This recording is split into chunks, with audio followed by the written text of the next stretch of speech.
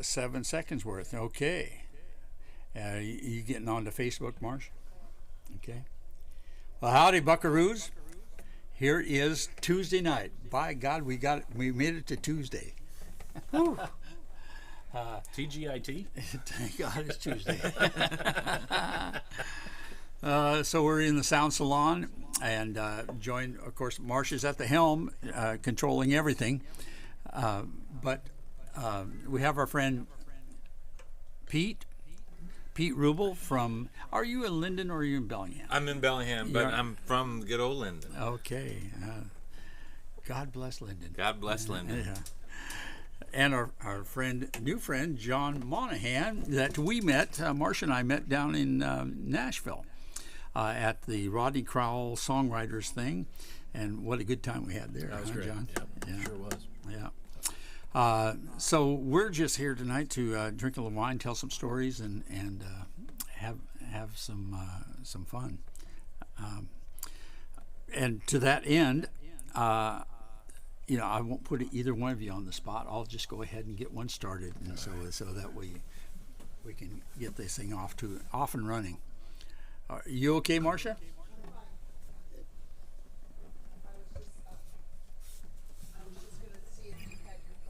I do. Yeah. Oh, yeah. Pete's gonna share a link.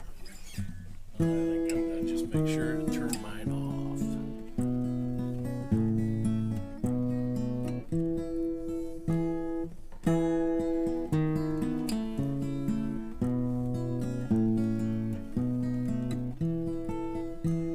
I once knew a poet who lived before his time.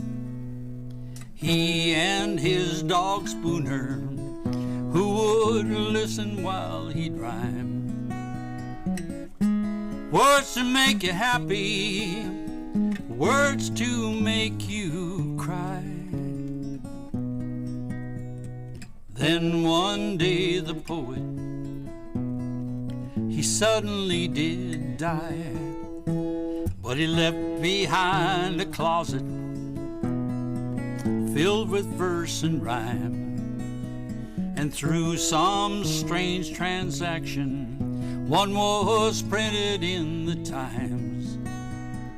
And everybody's searching for the king of underground. Well, they found him down in Florida with a tombstone for a crown. And everybody knows a line from his books that cost $4.99. I wonder if he knows he's doing quite this fine, for his books are all bestsellers and his poems were turned to song. Had his brother on a talk show, though they never got along. And now he's called immortal, yes, he's even taught in school. They say he used his talents, a most proficient tool, but he left all of his royalties to Spooner, his old hound, growing old on steak and bacon in a doghouse 10 feet around. And everybody wonders, did he really lose his mind? No, he was just a poet who lived before his time. Yeah, he was just a poet who lived before his time.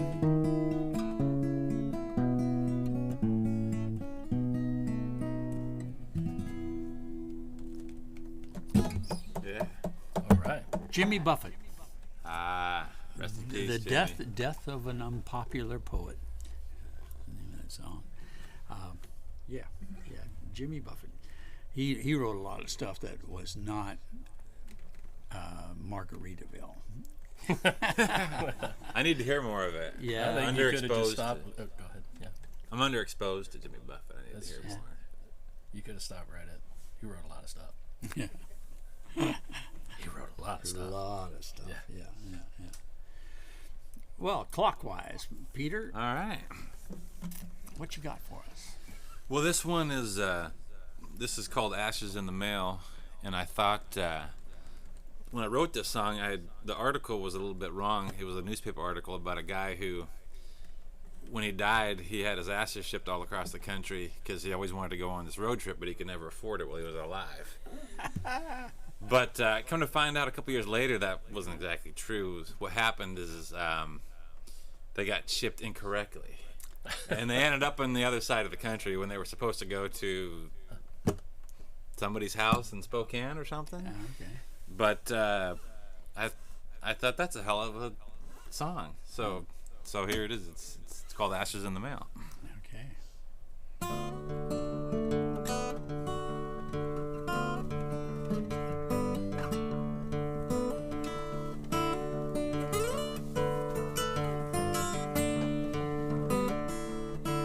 Oh, streetlights shining green and red, might as well just stay in bed.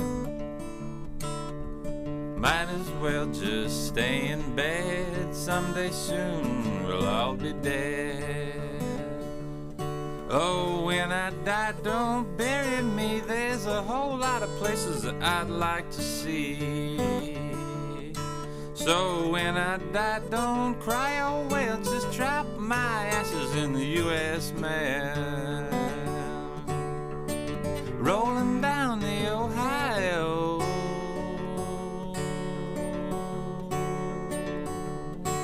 flash on the water, fire in the sky. When I die, I hope I fly way up high into the air.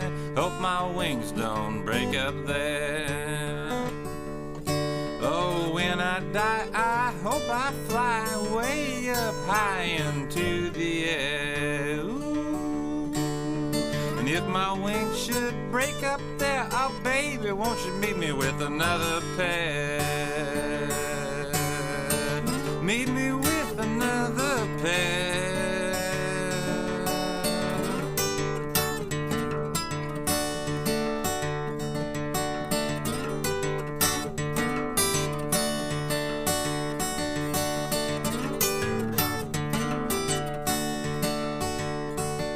Oh, streetlights shining green and red, might as well just stay in bed. Nice. Very nice. Thank you. Very nice. Very nice. Wasn't sure what I was going to start out with, but Yeah. you uncorked an original. I think I might try an original All out right. too.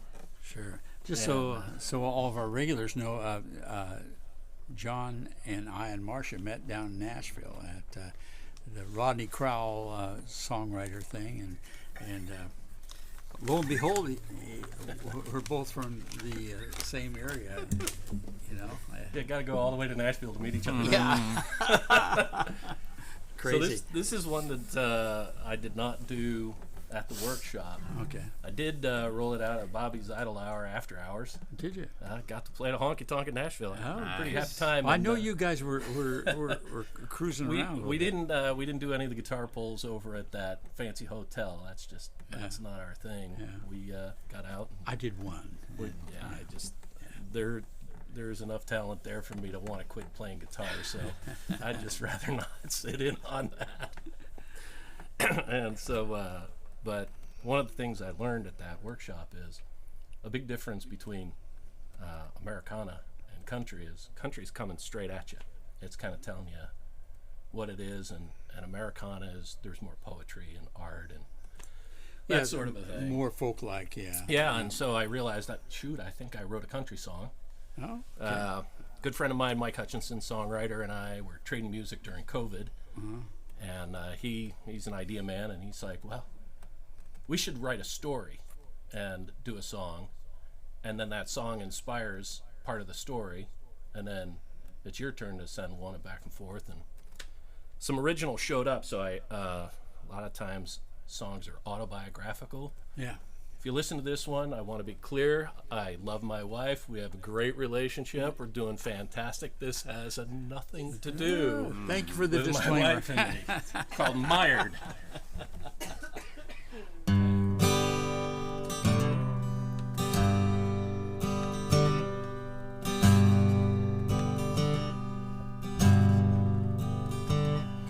Sunrise and sunsets, they come and they go.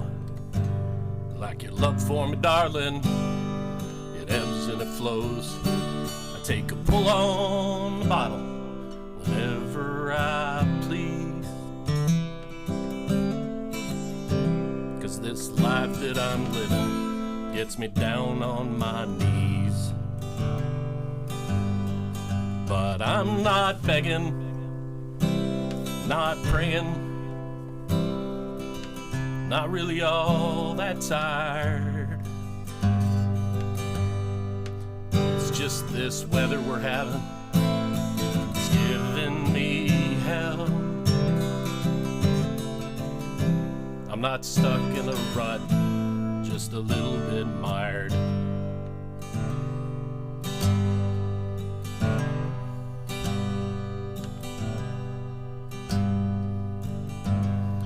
Comes over me like the snows of December.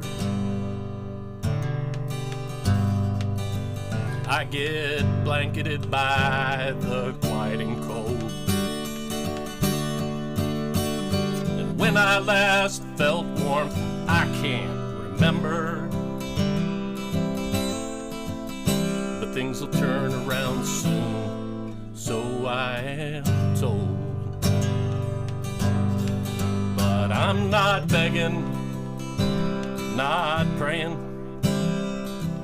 not really all that tired. It's just this weather we're having, it's giving me hell. I'm not stuck in a rut, just a little bit mired.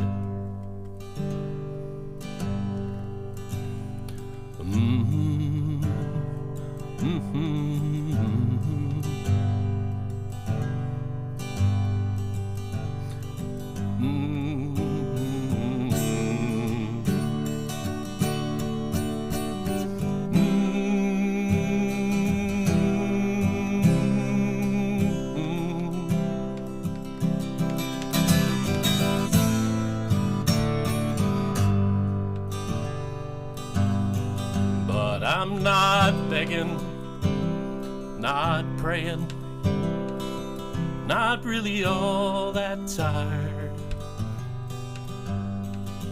It's just this weather we're having, it's giving me hell. I'm not stuck in a rut, just a little bit mired.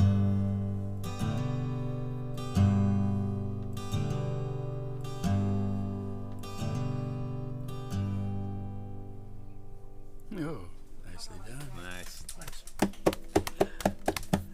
You know, you wonder where songs come from. Obviously, that wasn't from your personal experience.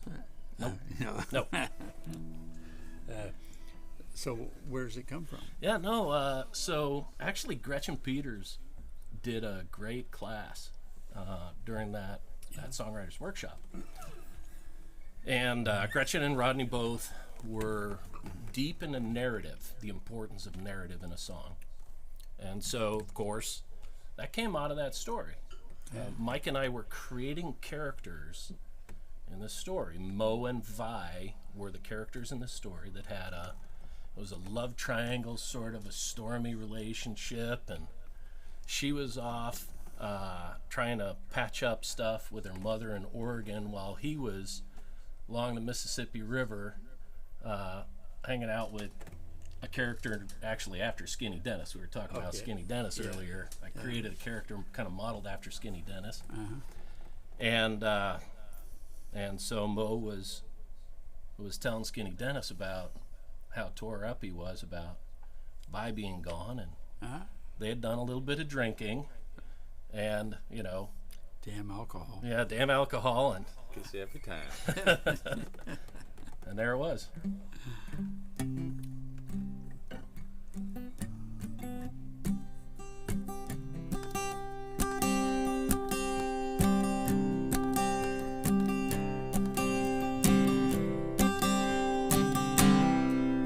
Can you play us a tune beneath the soft summer moon? She said with a tear in her eye.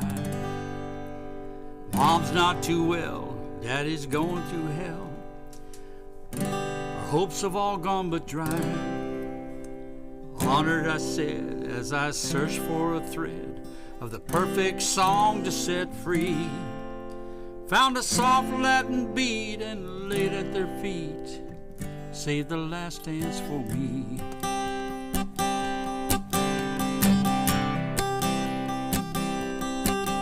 Well, John took a chance, asked Jane to dance, not knowing where it might go. As the music played on,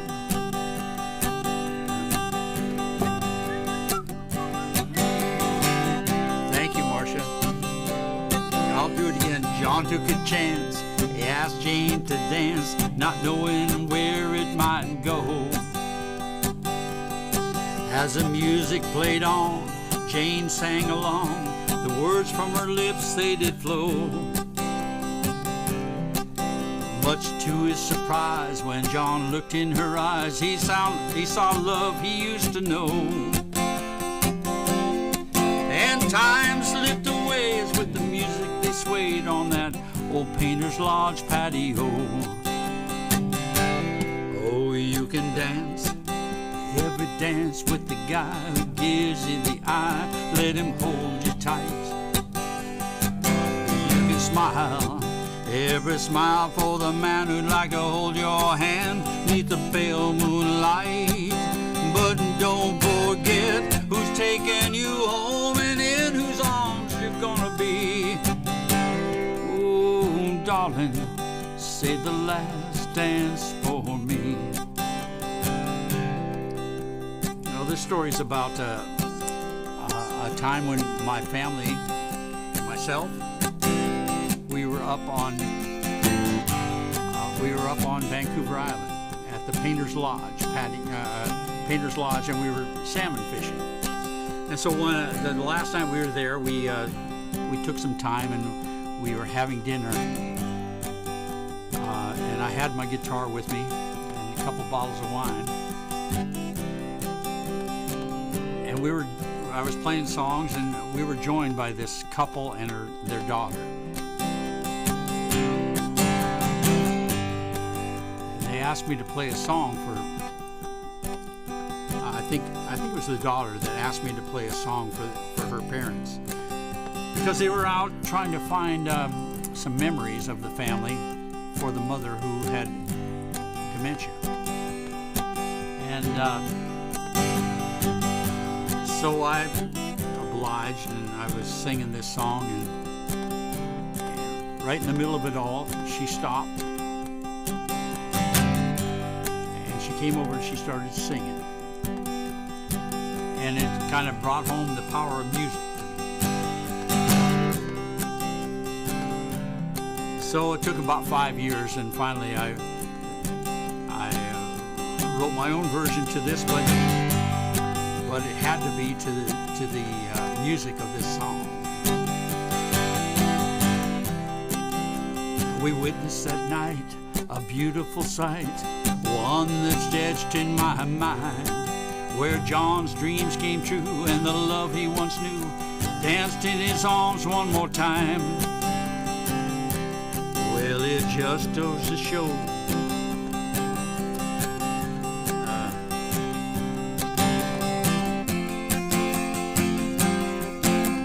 I can do this. Sometimes it brings the emotion all the way back from so many years ago. Well, I witnessed that night a beautiful sight, one that's etched in my mind, where John's dreams came true and the love he once knew danced in his arms one more time. Just goes to show, no matter the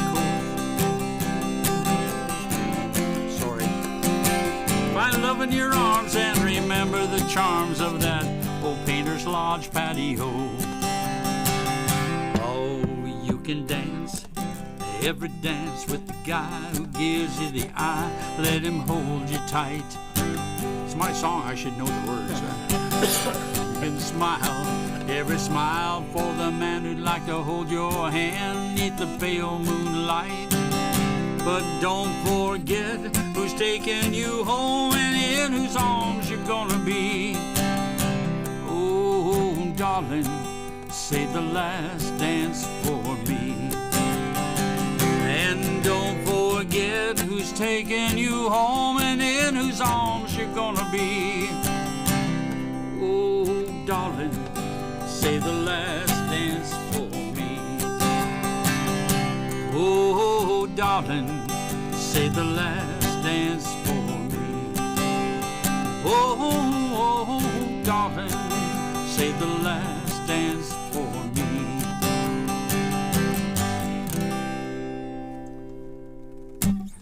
Yeah, there's some poignant lines in there that completely escaped me, but it was a true experience and something that it haunted me for several years. And finally, I got up in the middle of the night one night and started writing them. I think those are the hardest ones. Yeah, The ones that just cut so close.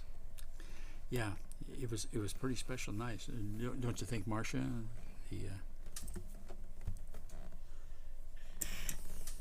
Yeah, it was. How long ago was that? It was about 2012. Yeah, so it took about 4 years for it to finally bubble up to being actually a song, and because you don't know where to go with it, where to start, But You want to do it justice, yeah, then you fuck it up. sorry. I did I say that? So, and Pete, where did we meet? I think it might have been Green. I think we met at Green's Corner. Green's Corner, or maybe the Village. I think it was Greens, because Greens predated, because this is when JP was hosting Greens, right? Yeah, right. And I think that was the first time, because you and Kevin were playing, Huh. and you guys sounded so good. And I think when we were leaving, I think we were already outside, and I bumped into you, and we connected, because I loved the way you played bass. Yeah. And I think we set up a music date off of that, because then I think we met up down the street on the other side of the freeway there. Oh yes. Sarah we and I did. came out, Yeah, and you and that's Kevin right. were out there. Yeah. The old jam spot, right? Yeah, right. Yeah. Yeah, that was. Probably already been 5 years. It's at least been that. Yeah. Long before COVID. Long before. That was in the BC, right? Yeah, Before that's like- COVID. yeah. That's like probably the means marker. it's like 7 years, because there's a year or two lost there. They forget to add it. Kind of goes by pretty quick. So, do you have something I can play bass with you? Yeah, I do. It'd be great to hear a little bass on this. Let's see, what would be a good bass? So this guy is DGA most of the way.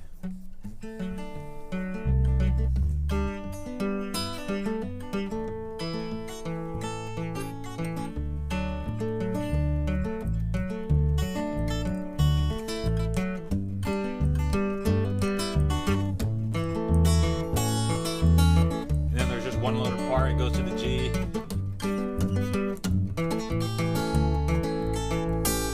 And then it's back to the same pattern. Okay, I can handle it. This guy can take on anything bass-wise. He's a bass maestro. This one is called Hold the Phone and Hold Your Horses. My mom used to always say, hold your horses, Peter, when I was a kid. Hold the phone and hold your horses. What's these underlying sources of confusion swirling up inside of me? Get your head out of the toaster and let me off this roller coaster. I might be far out, but I'm not too gone to see. that you're around her and you're squaring up on me. Good luck with your new love, slick, but don't you lay it on too thick. Mostly ends up in divorces. Hold the phone and hold your horses.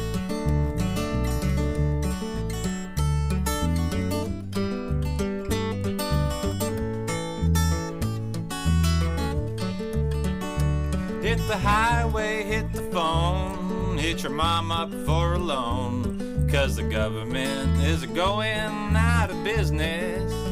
And since they bumped you off the dole, you've been taking quite a toll on my mental health, and you know that's hard to come by. You're 27, but you look like 35. Read a book or two for me when you feel like 43 and you're taking summer courses. Hold the phone and hold your horses.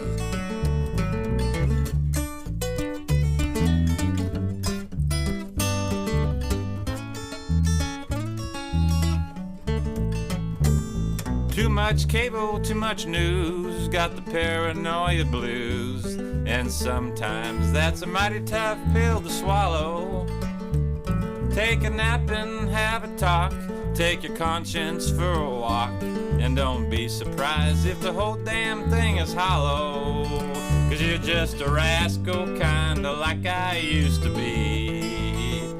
Guess that's all there was to say. Hit me up another day. We can squander our resources. Hold the phone and hold your horses. That is great. Thank you. Lenny Beckett on bass, Oh, the one yeah, and right, only, yeah. who can hold down the groove in the pocket like that. Never heard the song before. That's right. Never heard the song before, but that is atypical of your writing. So, that's, A little very bit nice. quirky. Well, nothing wrong with quirk. No. Sounded great, man. We should talk a bit. That's pretty tough to follow. That is. You want to go the other way. Reverse. Halftime, switch sides. Yeah. No, that's fine. Yeah.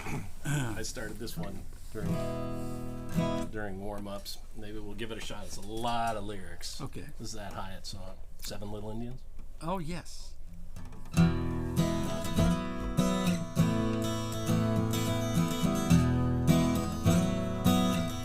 Mostly because it's just those three chords. 3 chords in the truth, maybe. That's it. True story about John Hyatt's life here. There were 7 little Indians living in a brick house on Central Avenue. Gather round their daddy telling stories in the living room from a slightly unrealistic point of view. Mom was in somewhere boiling up some hot water for them all to get up to their necks in. And the 7 little Indians knew if the rest of the tribe ever scrutinized their household, somehow it would not pass inspection.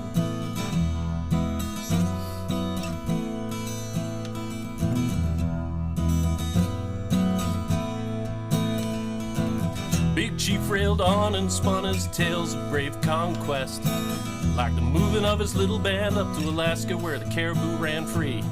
He'd done time with the army back in World War II. Even brought back a picture of a frozen mastodon for the little Indians to see. Some muckalucks and sealskin gloves and coat with beads around the collar. His wife kept them in the mothballs underneath the Hudson Bay. Every once in a while he'd get wound up in one of his stories and put them all on. Dance around that little blue TV screen light like it was a campfire blazing away.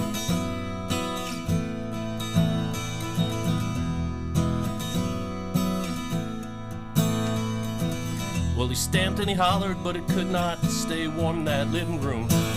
Even the 7 little Indians, they could feel the chill.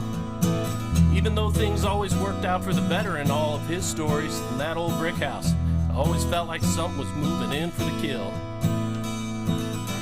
Blazing like an arrow, shot through the eyes of the 7 little Indians. Blazing like Cochise stronghold out in Arizona. Blazing blazing like sheets of light, dancing in the sky above Anchorage, blazing like a star, drop back down to the ground here in Blaine, Washington.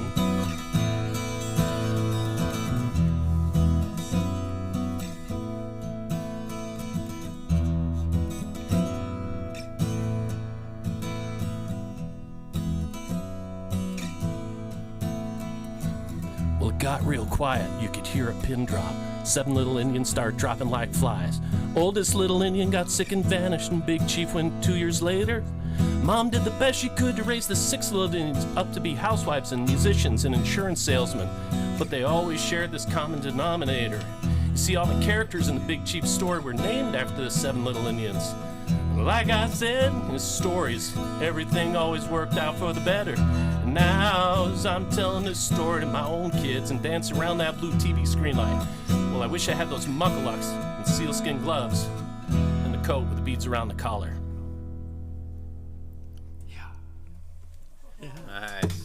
So John Hyatt was one of 7 kids, and he wrote that story when his oldest brother passed away tragically, and that affected him. That's part of what's behind that story he told. Yeah, I remember at the crawl thing, he was talking about times when he was growing up, and Yep. and you know, in the household with lots of kids, and couldn't wait to get down to Nashville. Get out. Go make music. Wow. Yeah. Where was he from? Indiana. Okay. Yeah. So, and he made his way down to Nashville, and thought he had it made when he was making $25 a week.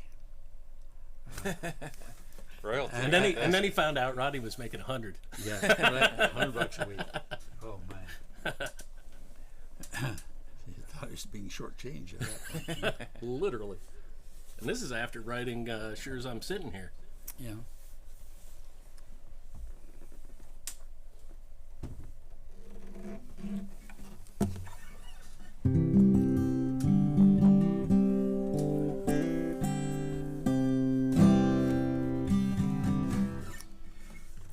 So one night, shortly after John Prine died, I was watching. You remember I showed you that thing from Shake Russell? Well, Shake Russell and Michael Hearn were doing a live stream from, what was that winery? Is Bertelsen or something close to Houston, north of Houston. Bernhardt Winery. That's right, it was. And they were doing their thing and trading songs, and it was very pleasant. Then Michael Hearn had a song about, it was I'd like to write a song like John Prine, and it goes on and alludes to the many songs that John wrote, and so I went to bed with that on my mind. And then I woke up, as luck would have it, with I was thinking about John Prine, and then I was thinking about Fiona, his wife.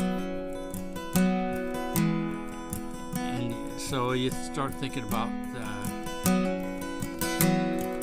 all.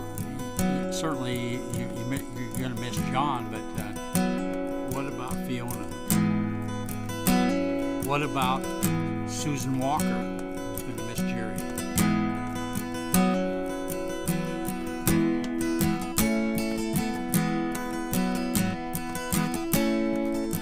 So this song came out of that.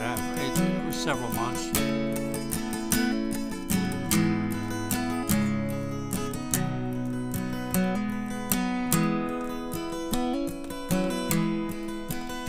Well, it's old, but a story worth telling. Only true love could ever create, of an iconic pair with one love to share. Two hearts brought together by fate. Each of us knows such a story of one love, two loves or more. Soulmates we've known that weather the storms together, then come back ashore. Fiona, you know Johnny's waiting with a patience that's grounded in grace. Gleam in his eye, guitar by his side, arms open, big smile on his face.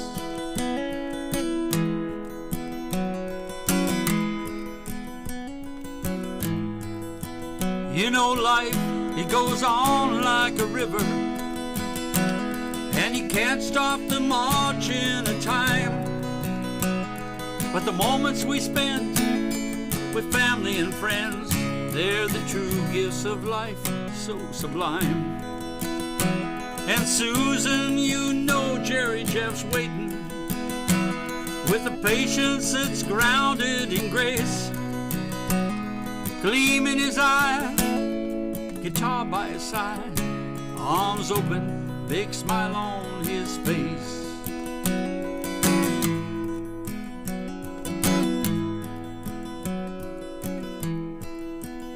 You know my story is not too much different from those who have walked here before.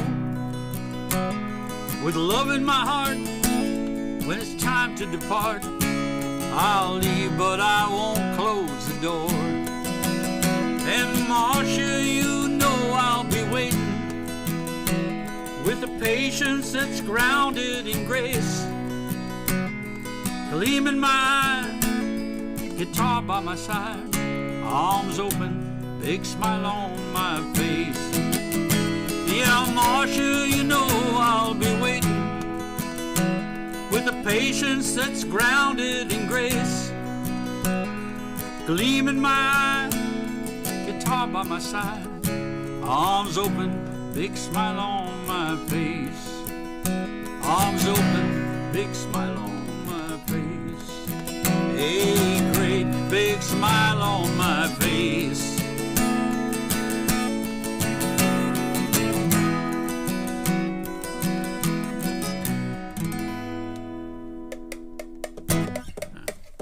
Thank you. That's a great one. I feel like we should toast Handsome John. What's and that? Toast Handsome John and Jerry Jeff and Handsome Johnny. that's Yeah. Len, you need to hand out tissues before that one. That's a little tearjerker right there. No, I've never made anybody cry. Len played that one for Rodney Crowell. What did he think about it? He said, you know, I didn't know where you're going with the iconic pair, but you did it with Fiona. That was good. The one thing I could suggest is, because I used to say, Marcia, you know Lenny's waiting. He said, don't kill yourself off. You're still here. Yeah, you do have to die right. to make that song. Yeah, that's right. So I just changed it up. Marcia, you know I'll be waiting. Yeah. Oh, he didn't want you to change it to say, Lenny, you know Marshall will be waiting. Yeah. I got a song a little like that. I'm not doing Marshall's it. like, I don't want that order. It's a work in progress. I played that one for Rodney as well, and I'd since changed it up because when I thought it might be ready, I played it, and my wife recognized what was going on right away, and like for the first time ever, she actually commented on a song, and she said, you know, can you insert another verse in there so we don't die so fast?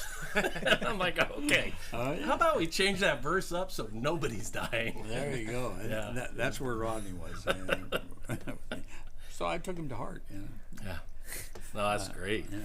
That's great. So instead of you are waiting, you'll be waiting. I'll be waiting. Yeah. Yeah, that's right. That's right. That's a more optimistic outlook. Sure it is. Glass is still half full. Well, maybe a quarter full. Well, but, yeah, if you got a smile on your face, it might. I It'd always have to have be a like the smile. sixth glass that's half full at that point, right? John wrote in When I Get to Heaven. Yeah. About when he dies, he's gonna smoke a cigarette that's 9 miles long. Yeah. Drink vodka and ginger ale, and so this friend and I, he had one of those, and he's like, we should just call vodka and ginger ale Handsome John's from now on. Brilliant. Yeah, that's brilliant. Pete. All right. Drop D. I'd like to keep the mood reverent, but I don't think I have anything to go after that. So Okay. I'm just gonna let that one be. Okay. And You know, that's okay. We don't want to kill the audience off either. insert your name here in the last verse. I state your name.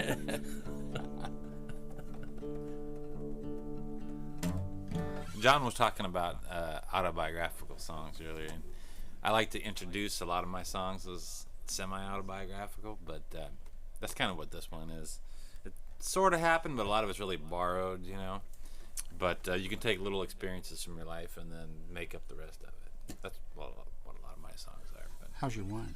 It's delightful Do you and need- dwindling. Okay, that's what I was getting at. All right. Thank you very much, sir. hey, brother, pour the wine. How's your wine? I got a little bit left still. Okay. Maybe I better take. That's the same stuff as before, right? This Maybe I better take a top. Yeah, this is the what is it? 2014 We'll take the- Zinfandel. And this is, I think it's better than the Pinot. It's big but smooth and drinkable. That's a Deloach Cellars too, isn't it? Yep. So good. Marcia? Okay. I'm not qualified to comment on wine, but if this guy says it's good, I know it's good. So this song is for all you slackers out there. Slackers. It's called Fast Asleep.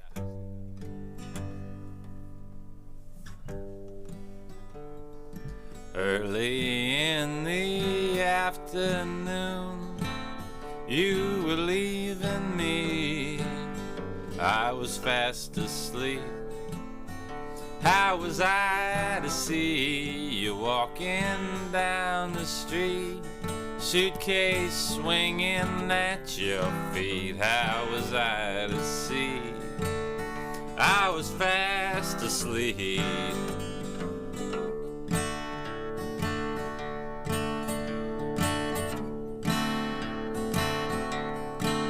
Oh, but I remember late one night, me and her, we had a fight, if I remember right. You were wrong, but I was sleeping on the couch all week, thrown out in the raging heat, but you can't blame me. I was fast asleep. And the rain slides down my window tonight, but I'll be alright. I'm still alive. There's a bright light shining down the street, and the next time that you're upside down, you need some place to get unwound, you can track me down. You can find me here, I'd say most every night, here up in room 305, me and my TV. We'll be fast asleep.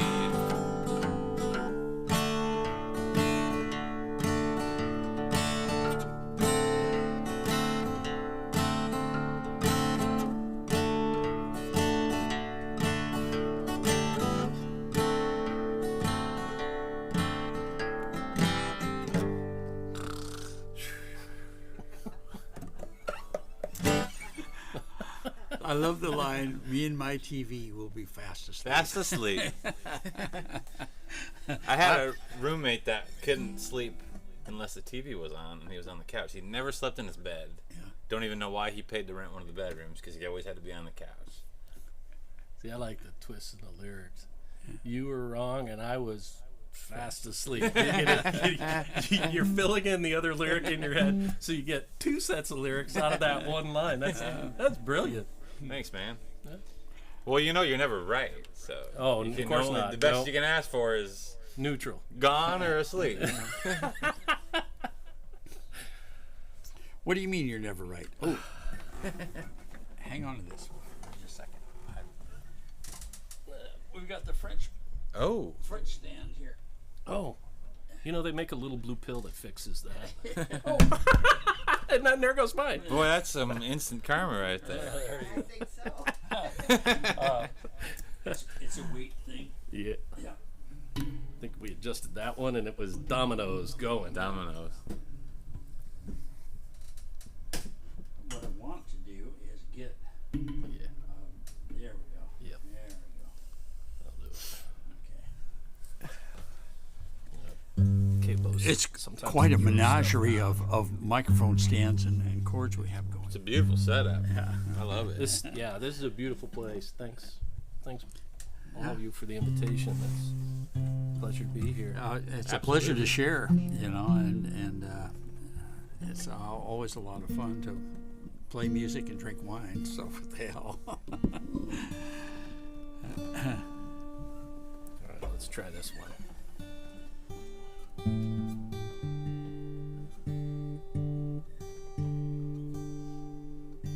All right. Anthem.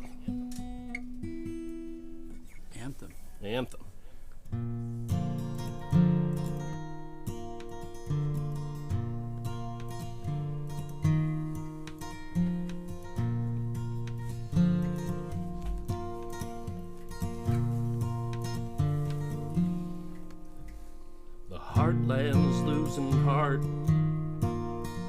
New England's getting old.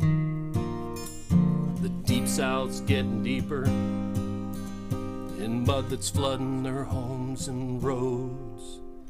The Great Lakes are losing luster, tainted by a toxic foam. The Great Plains aren't any better. The captive buffalo don't roam. This land is your land. This land is mine. Let's get it together. Work it out this time. Let's disconnect the lying networks and help schools stop killing time. Can you lend a healing hand? United we stand.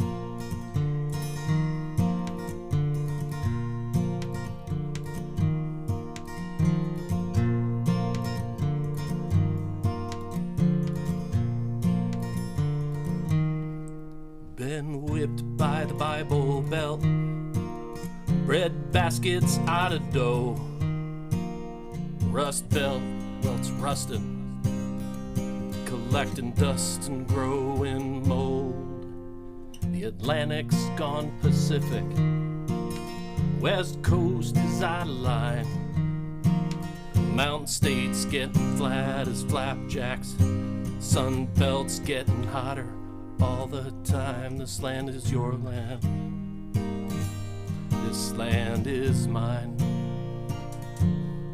Let's get it together. It'll all be fine. We can disconnect the lying networks and help schools stop killing time. Can you lend a healing hand? United we stand. United we stand. Come on, people now. United we stand. Smile on your brother. United we stand. Let's get together. United we stand. And try and love one another right now. Now. Now. Now. Yes, Nice. Did you play that in Nashville? you did. Yeah. I remember that song, but I Are you almost on? yeah, I needed a program to attach I needed songs a to face. Quaalude. if you could believe it, of 121 people, they made me go first. And Billy hadn't quite rolled out the rules of, well, state your name and where you're from and your favorite color and the rest of that. He just said, you got 4 minutes. Yeah. You can say 4 or 5 words, and then you got to play. And I'm like, Woo. so I walked up, I said, let's put a little America in Americana, and started playing that. Yeah, Rodney wasn't even in the room. A friend took a video, and he started showing up partway through the song. I'm like, well. That was a great song. I remember you. the song. I love that line, the bread basket's out of dough. That's great. Thank you. Yeah. Yeah, Thank so you. many great lines in that I've song. had others talk about captive buffalo don't roam. That's right. Yeah. That's a good one. Another friend who grew up in the Great Lakes as well. I was born in Rochester, New York. No kidding. And there's a My lot girlfriend's of from there. right on. Yeah. Brighton. She's in Brighton. I went to school out there. Huh. Our good friend Charlie Pearson's from that area. So- Charlie may be on tonight. So you guys are probably familiar with, just all the toxic chemicals that poison the lake there. So there's a lyric about. Yeah. I've changed it a few times. Tainted by a toxic foam is where it is right now. But That probably hits home. Being John's background is you working with stream enhancement and Oh, wow. and Sure. Yeah. environmental you- issues. part of the all reason in why I that got world. into it. Yeah. We're fishing the Great Lakes, and EPA's got consumption warnings about beautiful salmon we're catching, and it's like, well, you can eat, its tail. Yeah. If you eat any more, it's bad for you. Well, that's a Wow. problem, Yeah, So- absolutely. And that's yeah. a problem that we created. We didn't create it, but we allowed it to be created under our feet. And so, how do you fix it? One piece of beach at a time. Yeah. Well, I had a very lengthy conversation with Joe Henry about this. Yeah. And because there's stuff there people could take offense to, and there's just so much anger in the world. I don't want to stir it up, but a question that I asked him and Billy Payne and Peter Asher is, do artists have an obligation, or still have an obligation, to call out what we see going on in the world? And unanimously, they're all saying, yeah. We call it out, point it out. Don't punch someone in the nose about it. Just we got to at least talk about it and start with awareness. So that's what I shoot somebody's for. going to take offense. It doesn't matter Yeah. what you say. Somebody's going to take. But Michael Mark Murphy said had a little quote. He said, "The man with no enemies stands for nothing." And so, Yeah. yeah. I think Winston Churchill, my dad quotes Winston Churchill all the time. So he's got if he's great listening, ones. sorry, Dad, I'm going to screw this up. But essentially, it's all that is necessary for evil to prevail is that good men do nothing. Yeah. So Yeah. we gotta try and do what we can. And I feel like the medium of music or art, you got beautiful art around here, great ways to just get people thinking. Yeah. I kind of like what you're saying about not trying to start a fight. I feel like some people, they like to get on a soapbox with these issues. And I don't think you always have to. I think you can say what's going on, and people, because I didn't even know what you're talking about with the salmon. I had never even heard about that. If you just tell people the facts about something like that, I think it's gonna wake a lot of people up without having to get on a soapbox. But I think that happens a lot. It's people try to sort of get on a moral high ground when other people just don't know about stuff.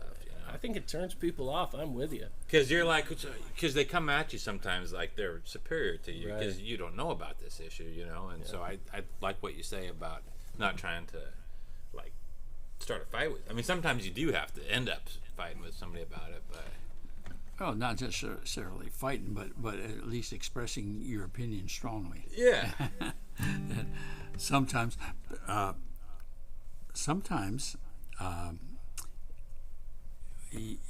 was it arguing with an imbecile? Drags you down to that level, right? Yeah. And they beat you with experience. I I didn't make that up. I wish I did. That's a great line. We've all done that. There's no sense arguing with an idiot. They will drag you down to their level and beat you with experience. I wish I knew whoever came up with that. Quote, Please let us know. That's a great quote. Kind of sounds like I think it might be Mark Twain actually, but it sounds like a Churchill quote, kind of, doesn't it? Yeah. I love that Churchill quote since you were talking about him, where that lady Esther said, Winston, if you were my husband, I'd poison your drink. And he says, if you were my wife, I'd drink that poison. Was that the same gal that said, the Prime Minister is drunk? And Churchill said, and the lady is horribly ugly, but in the morning I'll be sober. Oh, man. The truth hurts sometimes. That sounds like probably it was the same lady. I don't know if it was the same lady, but that was Churchill.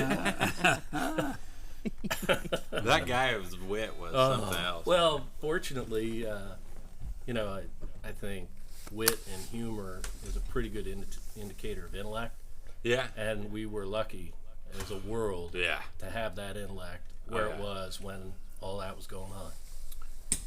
Absolutely. And he persuaded America. Another great Winston Churchill quote I use all the time is, you can always count on Americans doing the right thing after they've exhausted every other alternative. And that came from him trying to persuade America to get in the war and help out. Yeah. He was a brilliant mind at the time.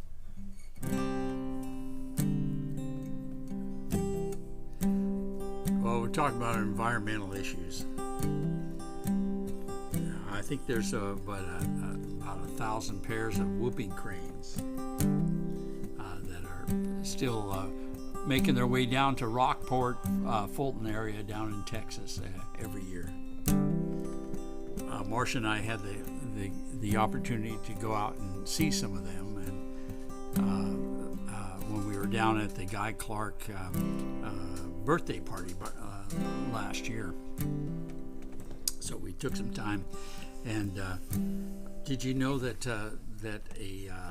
when you get more than one whooping crane together, because usually they're solitary, it's what's it called? It's called a They make whoopee. That came to my mind too. It just flew right out of my head. Yeah, cohort. Yeah. Cohort. Okay. A group of whooping Yeah, cranes. and usually it's young ones. Anyway, so there's a lot of things that wound up coming out of our trip down to Rockport last year, and it was the plight of the whooping cranes, and it was there's. As we travel, Marcia and I do a bit of traveling, and we see a lot of homeless people, and we see a lot of desperation, and you like to cruise by it and not think about it too much, but sometimes you have to. And so this song speaks for itself, I guess.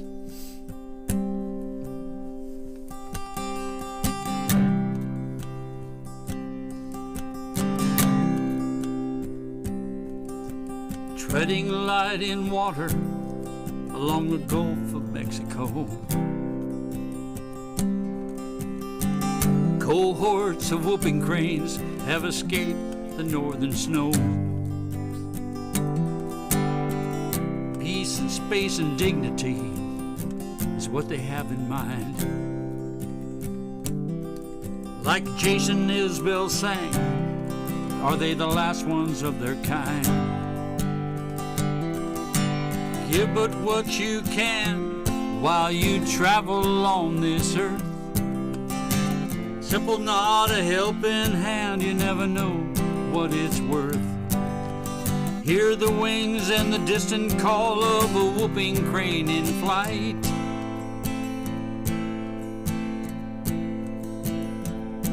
and pray they're nesting safely in the stillness of the night.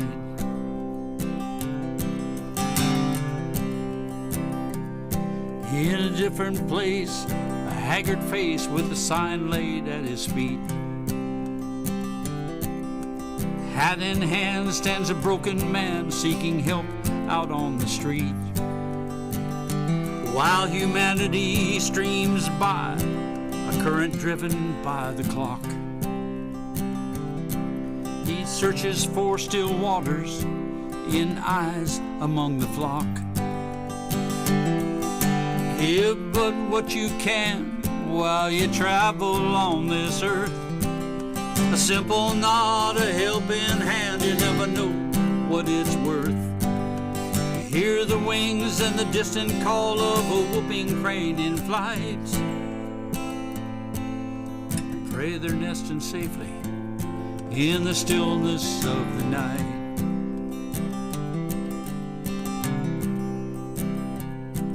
In the early morning dawn, thoughts come creeping to my bed. Plans and schemes, a young man's dreams of trying to get ahead. In the early morning dawn, posing questions I do find.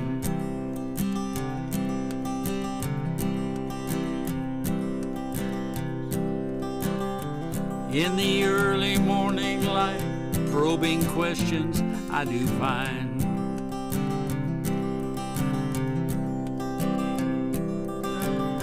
Are you true? Are you comfort? And are you in your mind? Shit's there. Do you treat everyone with kindness? Do you lend a helping hand? Do you share those soothing thoughts? In whose ear do they land? Are you mindful of the beauty, the rabble laughter of the street? Faces etched with pain or tears of joy falling bittersweet. Give but what you can while you travel on this earth. A simple nod, a helping hand, you never know just what it's worth. Hear the wings and the distant call of a whooping crane in flight, and pray they're nesting safely in the stillness of the night. And pray they're nesting safely in the stillness of the night. Yeah, pray they're nesting safely. To everyone, good night.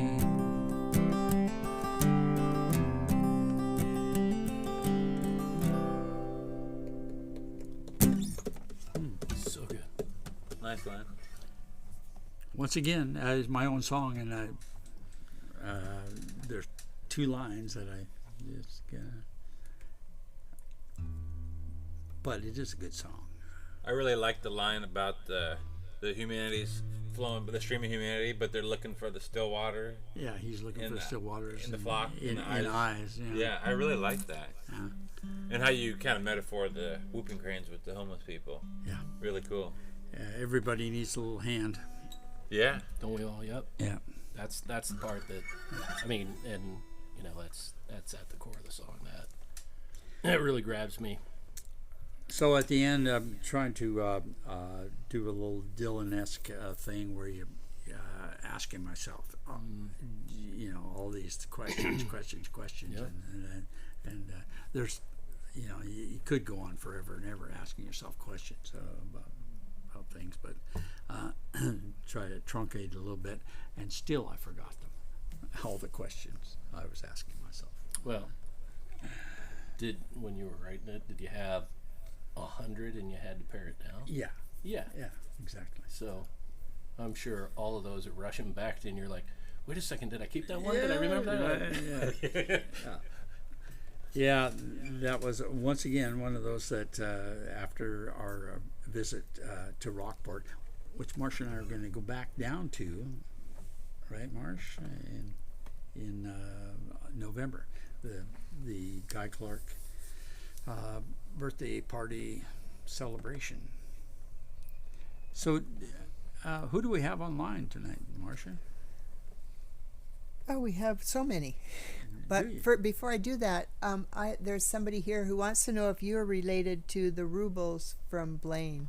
Every time I meet somebody from Blaine, they ask me that, because apparently there's a Pete Ruble from Blaine, because I did some work for Walt Blauser. Do you guys know? Oh, Walt? I know Walt Blauser. So they live on Pole Road, and he goes, I kept thinking my old friend Pete was going to show up, but Pete Ruble, not me, the other Pete Ruble was dead.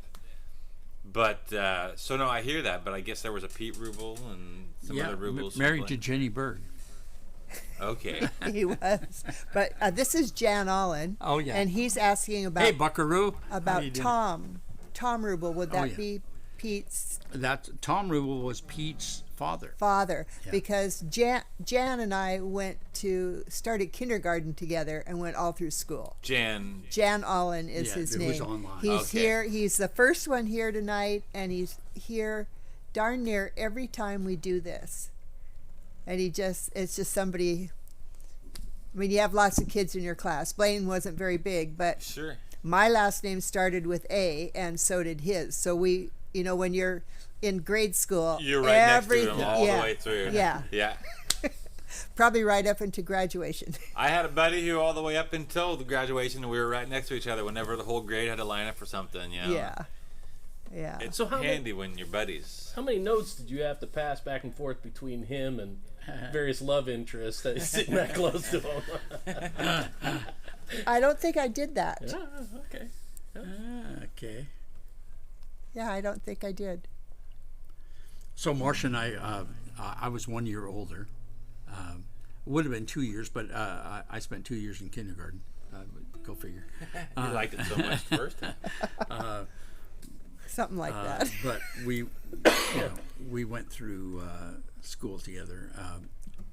She didn't know me until about 10th grade or whatever. Although I knew her. Let's not go here. Okay. Yeah.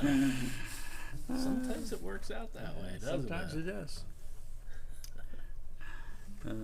But it works out. That's right. The good old days. Oh, Well, it was small school. Like, I think Len went to Lenny Christian, and there was less even than 90 people in the class. So you knew everybody. Yeah, ours was, I think, about 80 Yeah. in my class. Yeah, we knew. I mean, I knew everybody. Somebody didn't Yeah. show up next year, and you're like, whoa. The grades gotten smaller. Yeah.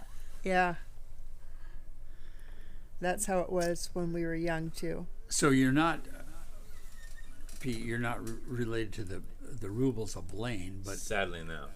that's too bad. Nice.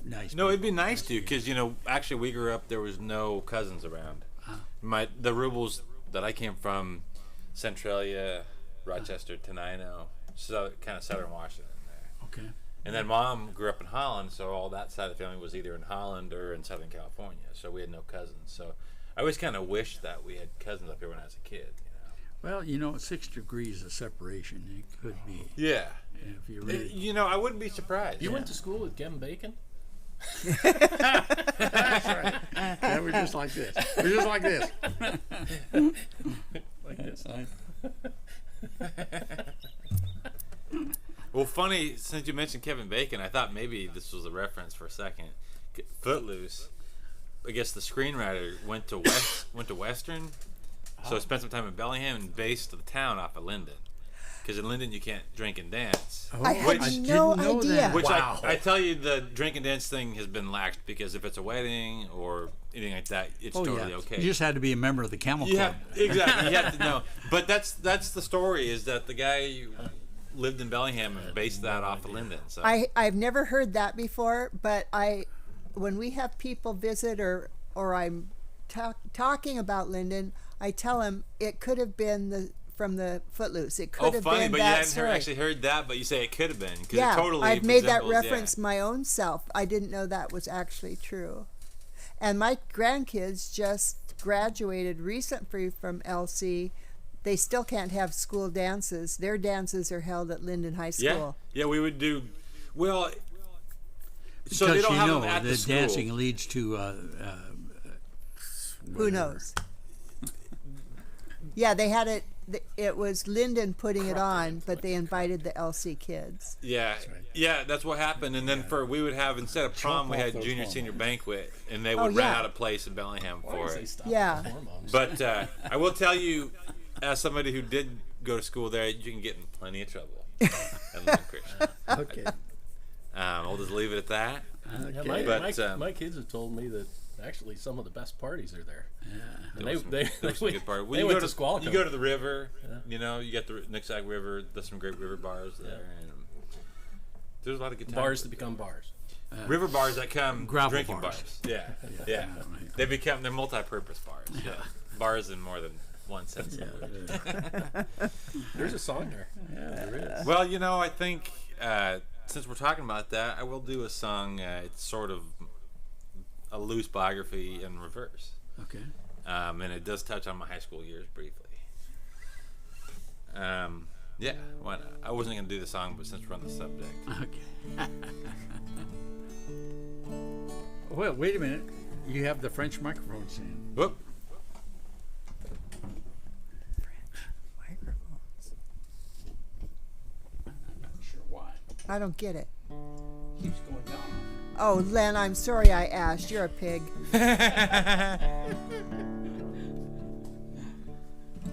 There could be worse things.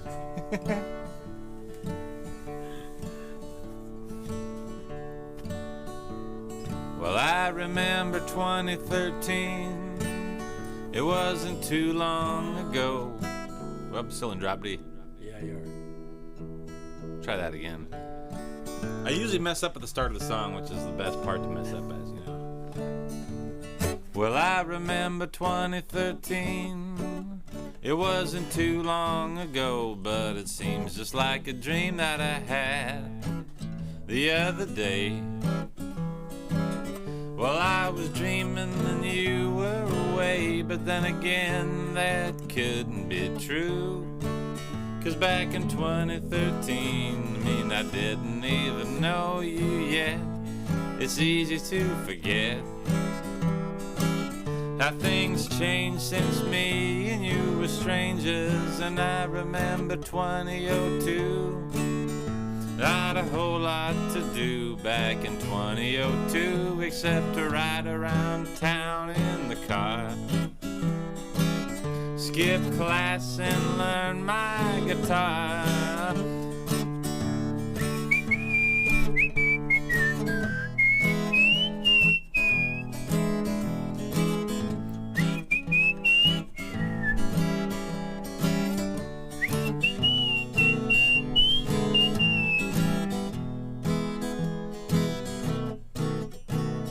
And I can still remember 95 was a while ago when I wasn't even 5 foot tall.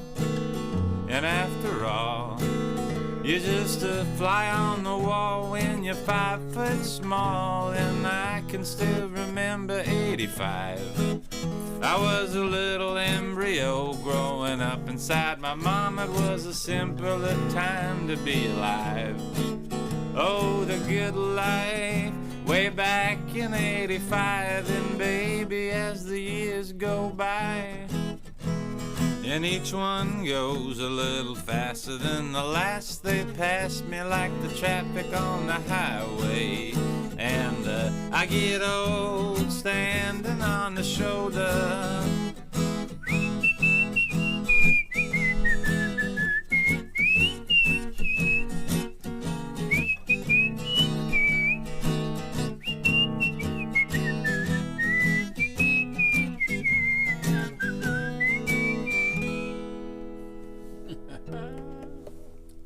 They made a movie out of that, didn't they?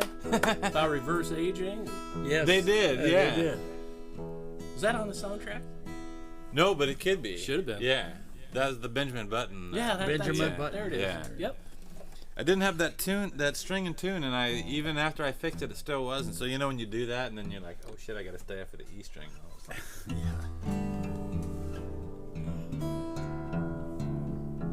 But yeah, I think it's the Curious Case of Benjamin Button, right? That's right. That's right. That's the one.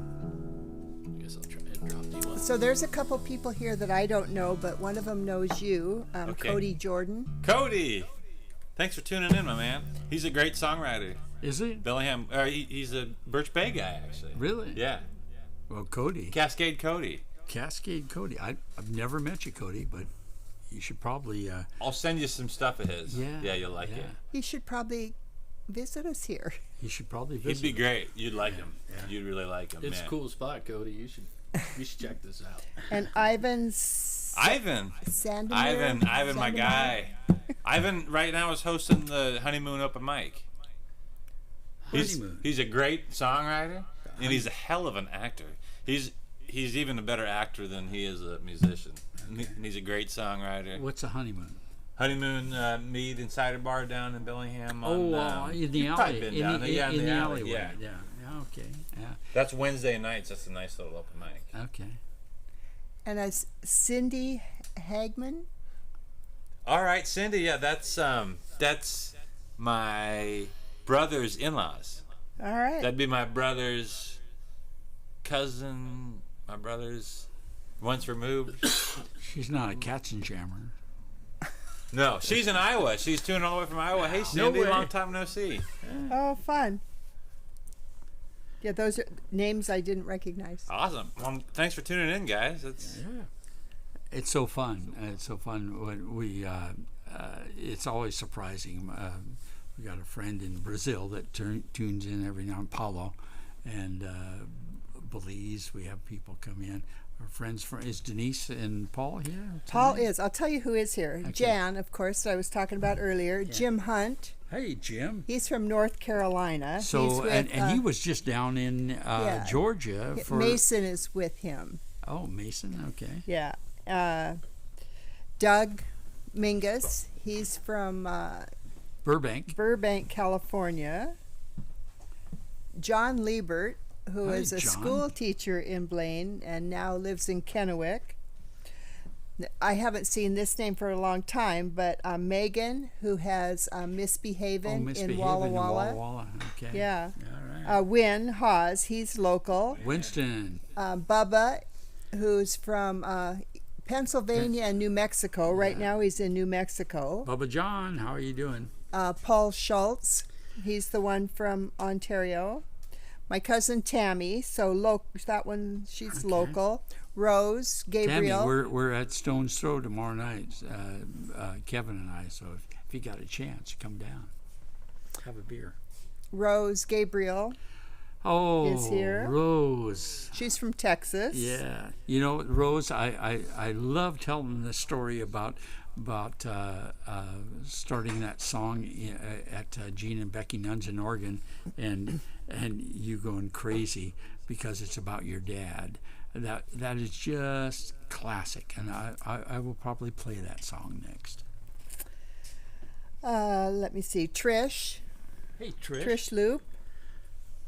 So a big fire there on 99. What's up with that, Trish? Oh, is that the old Loop place? It was, and this is what I know, that she may correct me. Somebody's living there, and it was like a outbuilding, a barn or a garage or something. Okay. That person is okay. Oh, good. And the main part of the house is okay. Brad Miller. Scotty's son. Scotty oh my Kathy, goodness! Yeah. Scotty Miller was a drummer forever in the area. Worked with a lot of guys, and he was a good drummer, good singer. And now so is Brad. Yes, that's right. He's been playing in the area for a long time. Sketch. Hey, Sketch.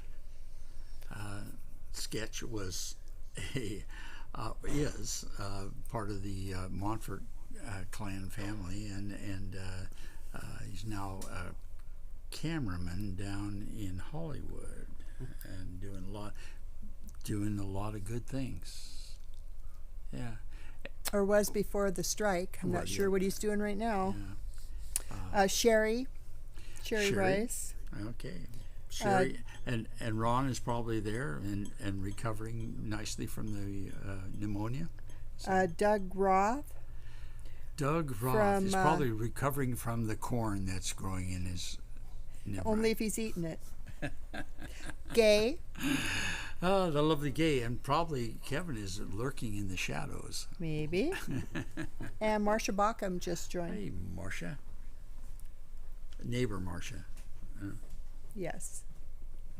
So we're just having a great time here tonight. Yeah, I really am. Yeah. And do you have pearls of wisdom for us, or do you, Or at least a song. You got me confused with. I think I got the sand that forms the pearl of wisdom for you. Okay, all right. You know, it's a little. That's right. It's a little rough. Everything's got to start a little someplace. rough. That actually fits. Okay. I don't have the rough voice of this guy. I was thinking of doing a Tom Waits song. Oh, all right.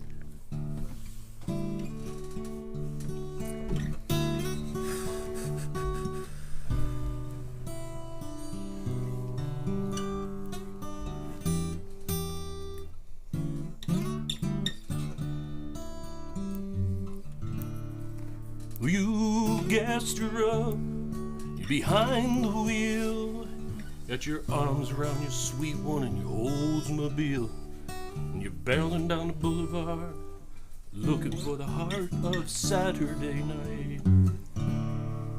You got paid on Friday, pockets are jingling, see the neon lights and you get all tingling, and you're stumbling into the heart of Saturday night.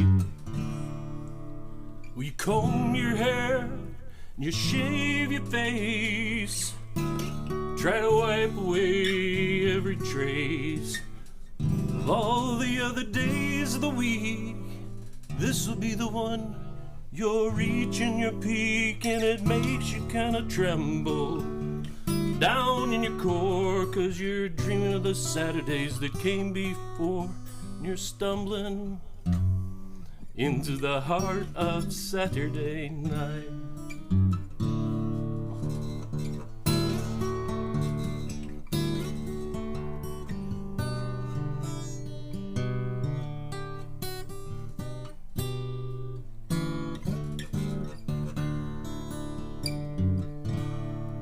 Is it the crack of the pool ball, the neon buzzing, telephone ringing, it's your second cousin, the barmaid smiling from the corner of her eye, the magic of the melancholy tear in your eye, and it makes you kind of quiver down in your core, 'cause you're dreaming of those Saturdays that came before, and you're stumbling into the heart of Saturday night.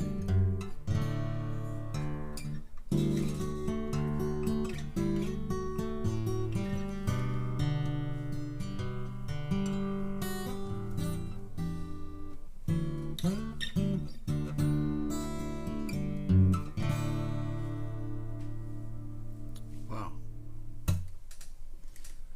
Nice. Is that yours? No. Yeah. That's Tom Waits. Okay. And actually, Sean Coven does a pretty cool cover of it. Okay. Completely different song. Yeah. Different chording, and of course she's as sweet voiced Yeah. Right. as Tom Waits is, just as gravelly. Yeah. They haven't made enough whiskey to get my voice where his voice is. I feel like there's got to be like a megaphone sitting next to you when you sing that song. You know, songs are like that. Yeah, everybody's got their take on them, and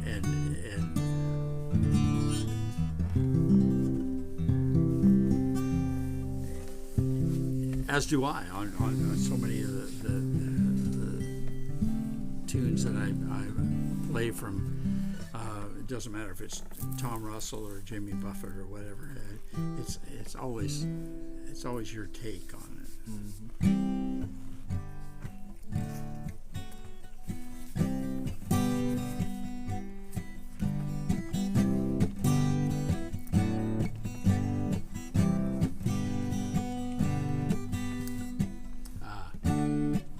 There it is.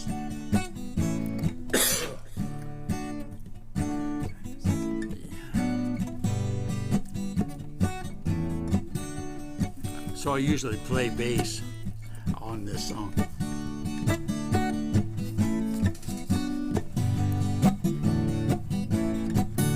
Did you tell the story? I will tell the story. Thank you, Marcia.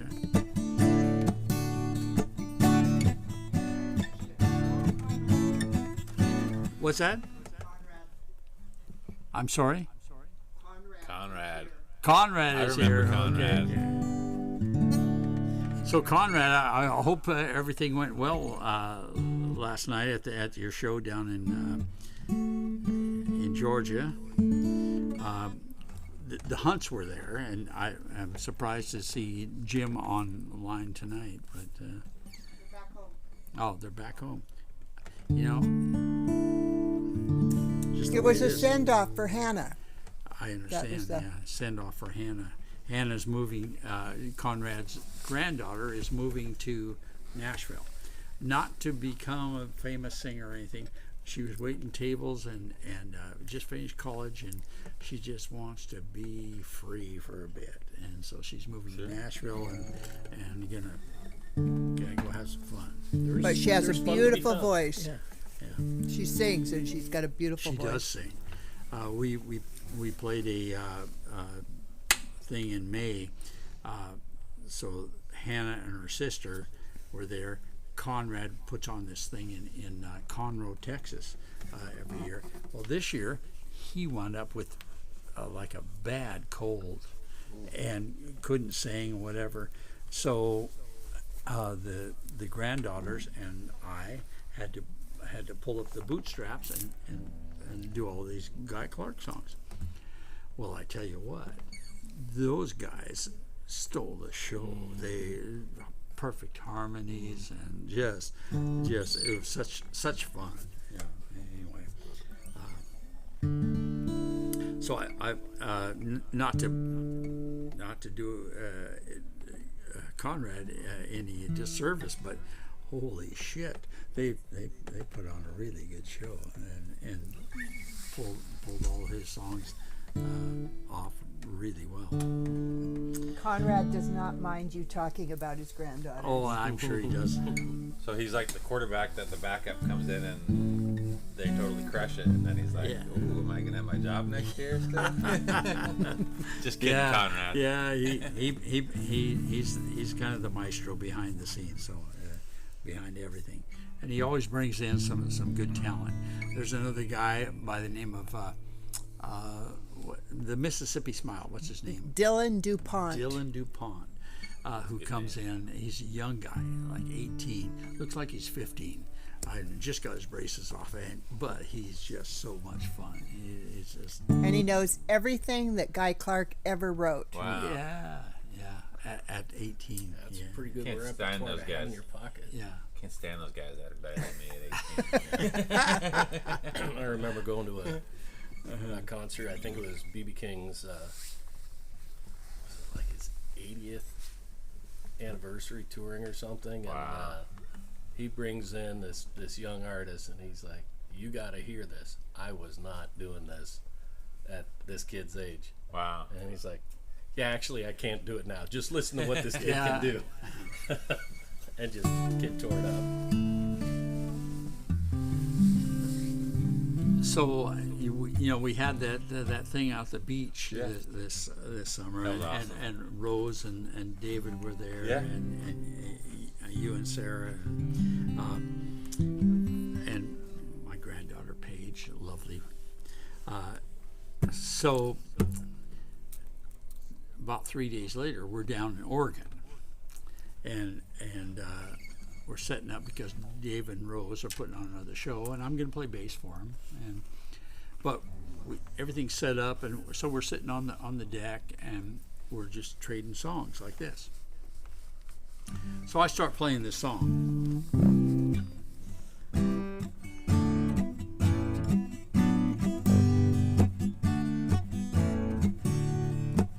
And I start singing it.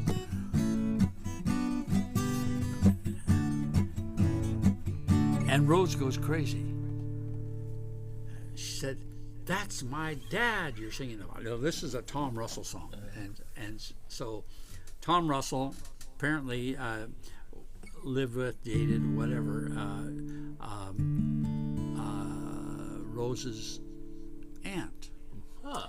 And this for 20 years. Oh, wow. Yeah. And so in the whole process, Tom wrote this song about this guy by the name of Tommy Gabriel.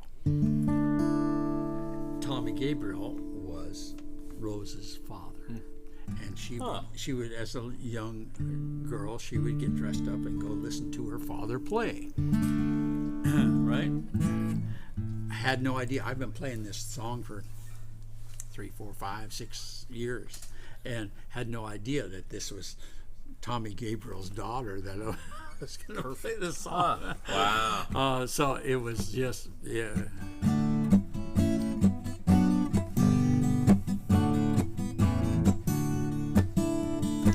Uncle Tommy Gabriel, he played the blue piano, while Frank and Ava Gardner danced that wild Warenzi tango. Those were truly golden years, my Uncle Tommy said. Everything's gone straight to hell since Sinatra played Juarez. I wish life was still like that, my Uncle Tommy said. Everything's gone straight to hell since Sinatra played Juarez.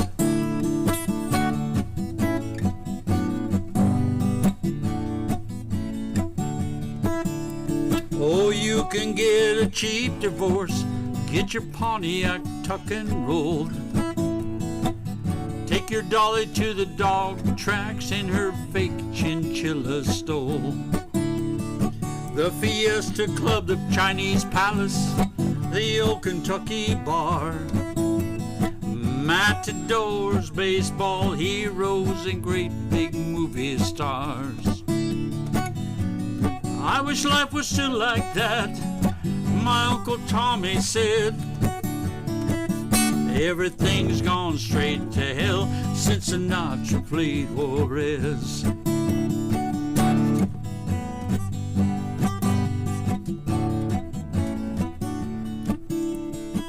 Now, Uncle Tommy Gabriel, he still plays the fast domino. He speaks that border Spanglish well. He owns a carpet store. He lives out on his pecan farm. I don't cross the bridge, he says. But everything's gone straight to hell since Sinatra played Juarez. I wish life was still like that, my Uncle Tommy said. Everything's gone straight to hell since Sinatra played Juarez. Yeah, everything's gone straight to hell since Sinatra played Juarez. That's the end of the song, right? So I started writing some new verses to it. Now Uncle Tommy Gabriel, he had a little girl named Rose. She liked to hear him dance, play and sing in her finest Sunday clothes. But that's all I can remember of what I've written. But I'm moving on with it. That's great. She gets a nod in there now. That's right. Just play it for Rose. Sooner or later, I'll have it all down. Have you played the new part for her yet? No, but I let her read the Nice. read the verses. So. How cool to add on to that. Yeah. And it's already an In the Family song. Everything's gone straight to hell since Sinatra played Juarez. That's great. That's great. Is that based on a true story with Sinatra playing? Absolutely. And Rose kind of filled us in. The whole thing was that it was a great place, and they lived in El Paso, and he played in Juarez, right across the border, and it was just like a high time. But then when Sinatra came in, brought in the goons and the stuff that wasn't so nice, and everything went to straight to hell after that. Wow. Yeah. So everything went straight to hell since Sinatra played To where it is still today, basically. Yeah, it's the murder capital Yeah. of Well, they get about northern 1,000 a year down there, don't they? Mexico. Yeah, it's Jeez. awful. Yeah. But We got a percussion section showed Yeah. up. oh yeah, A few angel tears for the next song. that's right. Anyway, Rose, that's it's moving along. It's for you, sweetheart. All right. Peter, what you got for us? I think we'll keep it in Texas. Okay. This is a guy who I had never heard about until 4 or 5 years ago, Terry Allen, from Lubbock, Texas. And he writes some great like regional music, just like I think probably Tom Russell does, where there's all these local references and towns I'd never heard of. But You know, there's a lot of people that came out of Lubbock in the music Keys, industry. we were talking about earlier. Yeah. Saxophonist. Yeah. isn't Joe? How do you say Ely? Ely? He's Yeah. from Texas too. Yeah. Or from Lubbock. From Lubbock and think so. Jerry Lee Lewis. From Lubbock, Texas. Yes. And There's a bunch of them. there's a whole bunch of people. Yeah. And, Something about that area, huh? Yes. the Panhandle. I It's think Kinda it's, I think it's the Gainesville, water. Florida. And Rita Harmon. Huh? And Rita Harmon. Rita Harmon. That's right. Rita Harmon's from there. You guys don't know Rita Harmon, but she's somebody we met in Belize. She's in Lubbock. Yeah. Something about the water, like you said. Yeah, it's all the water. Well, I haven't been to Texas but one time, and we were just driving across I-40, which is similar to what Route 66 used to be. It used to be Route 66. You know, in a lot of areas, you're on Route 66. Mm-hmm. But we went across the Texas Panhandle, and we had to listen to Terry Allen while we were going across, because we went through Amarillo and a bunch of those towns. And this song is called Amarillo Highway. It's the first song off of Terry Allen's album called Lubbock, which really rapidly became one of my top 5 albums.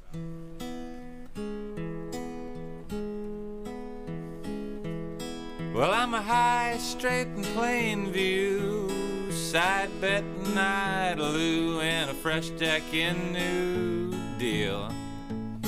Yeah, some call me high hand and some call me low hand, but I'm holding what I am, the wheel. 'Cause I'm a manhandling, panhandling, post holing, high rolling, dust bowling daddy. And I ain't got no blood in veins, I just got them 4 lanes of hard Amarillo Highway. No, I don't wear no Stetson, but I'm willing to bet, son, that I'm big a Texan as you are. Well, there's a girl in her bare feet, asleep on the back seat, and that trunk's full of Pearl and Lone Star. 'Cause I'm a manhandling, panhandling, post holing, high rolling, dust bowling daddy. And I ain't got no blood veins, I just got them 4 lanes of hard Amarillo Highway. Pedal steel.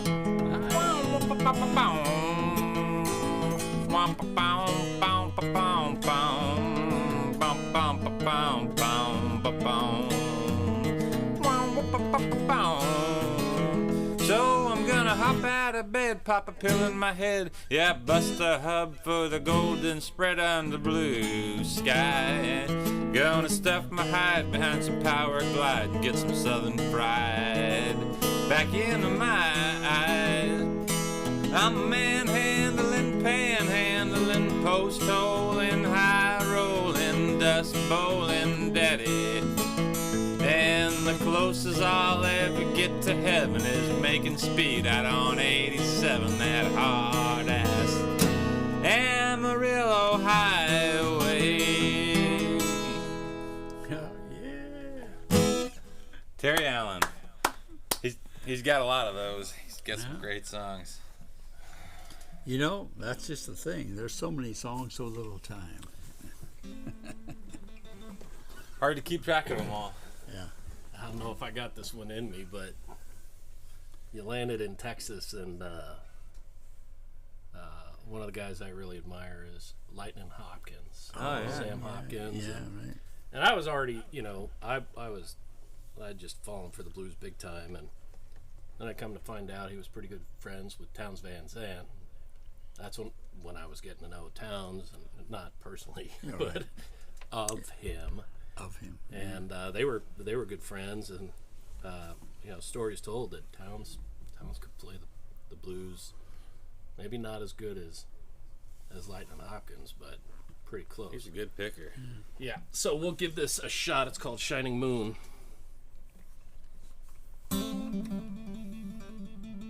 And Lightning likes it. That's the heartbeat.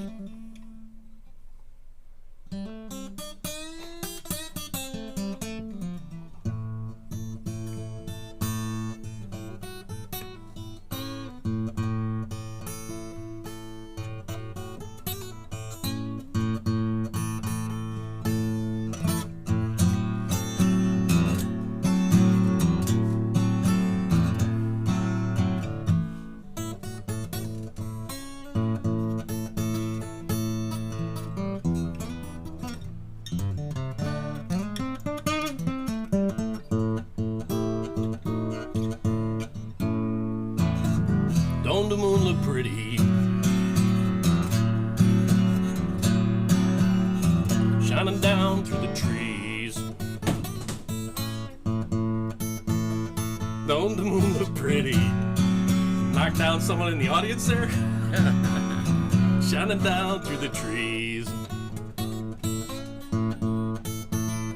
I can't see my baby, till she can't see me.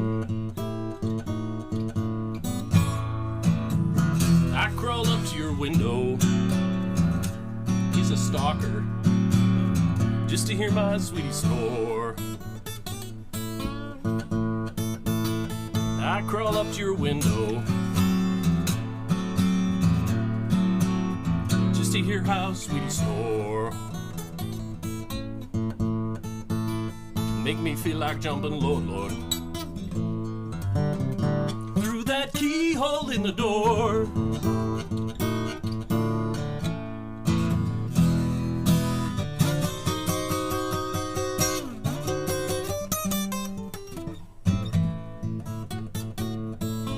Hard.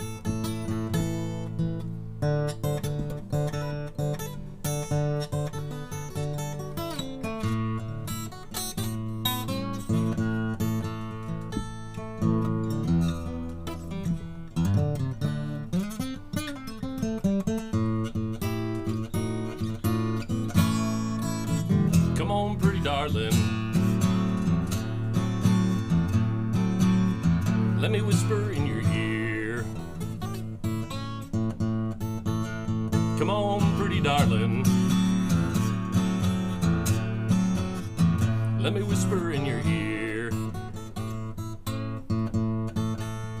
I got something to tell you. Don't wanna see that boy round here.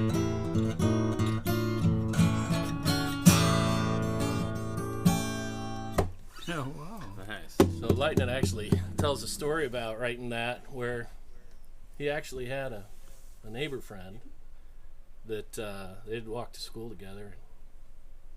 And, he got up the guts and said, can I carry your books for you? And then walks her back home and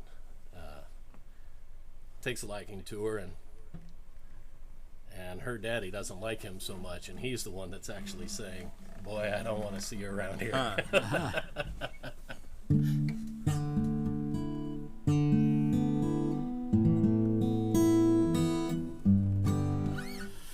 Well,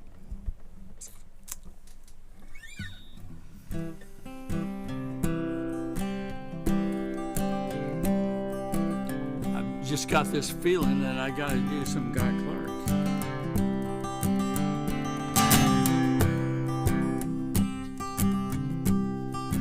Gonna head down there in about a month and enjoy the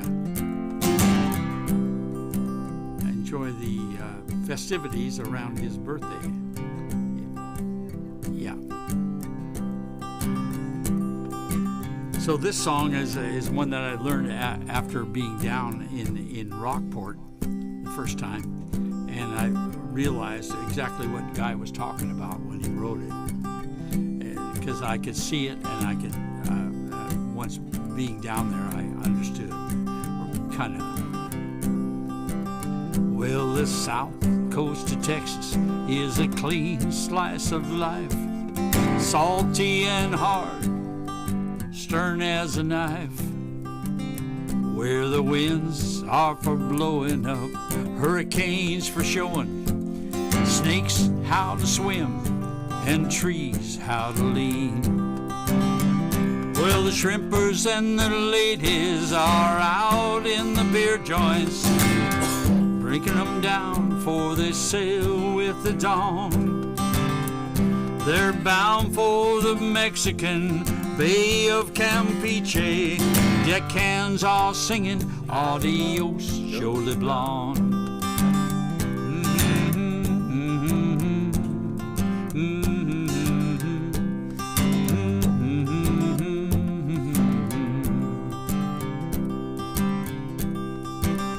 Where there's snowbirds in search of nightlife and sunshine, they're fond of greasing palms down the beach as they're going.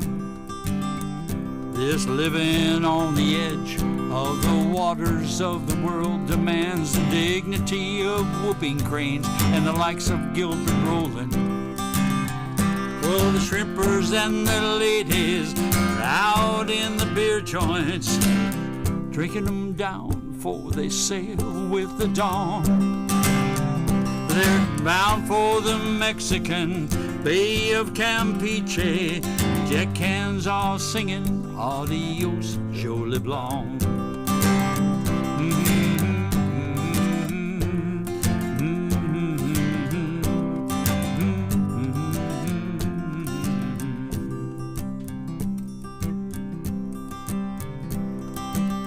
In the days of my youth, how I tore up those sand dunes, cut up my tires on those oyster shell roads.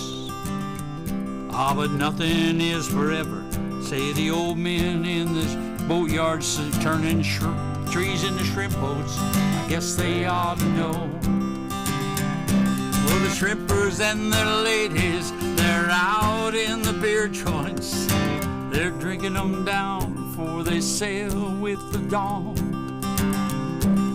Bound for the Mexican Bay of Campeche, deckhands all singing Adios, Jolly Blonde. Deckhands all singing Adios, Jolly Blonde.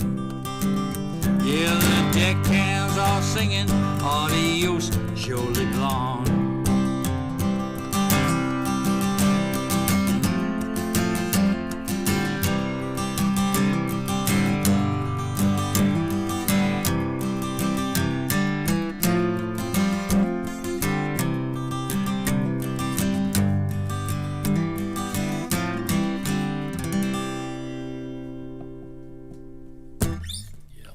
Old guy. Yeah, good old guy.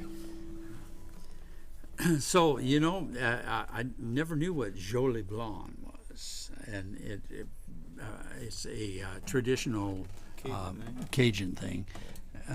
But we're just listening, Marcia and I were driving up from Oregon the other day and listening to, who was it? It was like... it was somebody singing a song, Saturday Night in the Night. Mary Chapin Carpenter. And she mentioned Jolly Blonde. Because she's got that Cajun band playing behind her sometimes. The Cajun, So putting it all in context, you know, those little comments about, you know, Jolly Blonde. Who knows what the hell Jolly Blonde is if you're up in the north. But down there, everybody knows what Jolie Blanc is. It's that waltz that is purely Cajun from down the area. But when you're up It in was the, that whole song. It was those trees that lean. yes, That was bizarre, to see the leaning trees or the or the oyster oyster shell shell roads. Yeah. and when you drive down the coast there, you can see the trees have been pushed to one side From all the wind. all the Yeah. wind. The onshore winds. Yeah. I love that line, nothing lasts forever. Turning trees into shrimp boats. Hell, I guess that I know. Yeah. That's great. Nothing is forever. Yeah. So where they have the celebration that we're going to is about 3 blocks from the house Guy grew up in, but it also is right down on the dock. So you're looking at the shrimp boats while you're sitting at the restaurant or the bar Wow. where they're playing. And Guy, I guess, worked down there. As a teenager, right? Yeah. You worked down there for a Yeah. little bit. Yeah. Mad Dog Margaritas. So How cool is that? yeah, it's great to see, and some of his songs come to life. I bet when you're there and you see it. Yeah. So Doug Mingus sent a quote after your the last song. There's this is a quote from Townes Van Zandt. There's 2 types of music: the blues and zippity doo dah. Yes, that's right. That's right. Thanks so much. I admired Townes when he uncorked that one. That Yeah. dude could pick. Oh, Townes. he. People tell stories about him picking up a saxophone at a pawn shop and playing it up against the wall, and saying it was one of the best performances he ever did, and he didn't know how to play the saxophone. Huh. He Wow. invented outsider music. I don't know if you're familiar with that What is that? genre, outsider music. Or you haven't done the instrument before? Well, there's a little more to it than that, and I'm gonna get it wrong. But essentially, it's music, and it's music. It's art. It's beautiful, but it's dissonant, and it's off rhythm and changing rhythms. And so what makes it outsider music is it does not fit, the most common rubric of music. It doesn't fit a standard rhythm. It doesn't hold true to a key. It doesn't follow, You're talking jazz. I was gonna say it sounds like Miles Davis. yeah, man, that's a whole nother thing. It has that freedom of jazz. It's when I've heard it, looked it up and listened to it, I would say it's probably closer to like punk rock Oh, yeah. and jazz fused, where it's raucous and. There's a child born in hell. Yeah. But I say that because it seems like Townes could do anything. He was great. He was so good. I'm tempted to play Pancho and Lefty, but why? Just go listen to him do it. Go pick up What a was the record, song listen to it. that we listened to on the way up that I said I would like to learn? That was Townes. It was, I'll be there in the morning. I'll be there in That's a the good morning. one. Yeah. Well, gentlemen, for those who don't know, we're just reminiscing about some the songwriting experience, and John Monahan here met in Nashville a month ago. We're both from Whatcom County, and we had to go all the way to Nashville. Yes, we did. We had to go all the way to Nashville to meet, and of course, Pete, we've been sharing songs and stories for several years now. Yeah. Another local icon. So I just have to interject while you're talking about Pete. You have another somebody on here named Travis Bright who says he hasn't seen you since 2004. Travis, been a long time. God only knows what we were doing if it was 2004. I miss you, buddy. But Pete survived. I did. Not by much on some days, but 2004. Well, hell, you weren't 13. close. Not far off, really. Yeah. Yeah. What was I in? I thought I heard 1985. 85 I was born, yeah, so it would have been 19. I was doing a lot of experimenting. Research. Okay, well, research. Yeah, Research. My old boss used to call it, you were just doing research. Did a bit of research in my younger day, and I found out that, some of it was good. Some of it was good, some of it was not so much. I thought you were going to say more data required.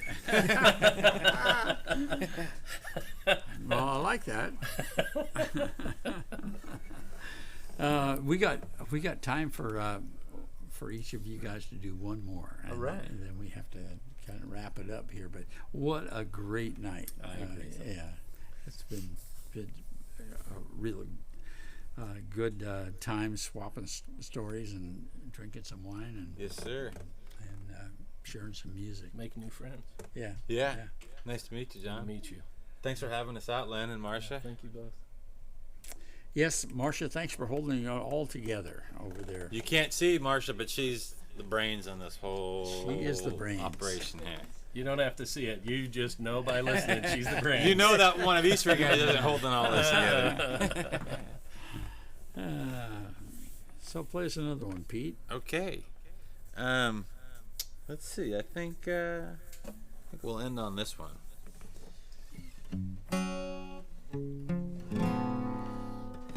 Well, the sky was pouring and my heart was too. And the stars came shining, yes, and there was you. Yes, the sky was pouring and the light came through. Well, hello, baby, and goodbye, lonesome blue.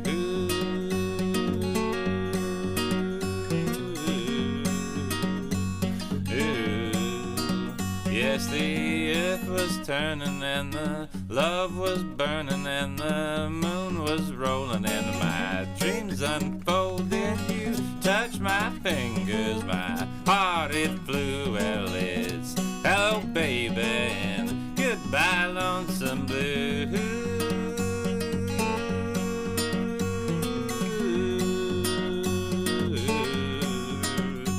One look from you and I'm filled with gold, but the lights grow dim and the love grows cold.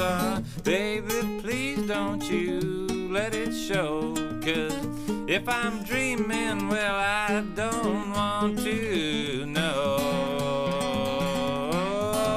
Well, the sky was pouring and my heart was too, and the stars came shining, yes, and there was you.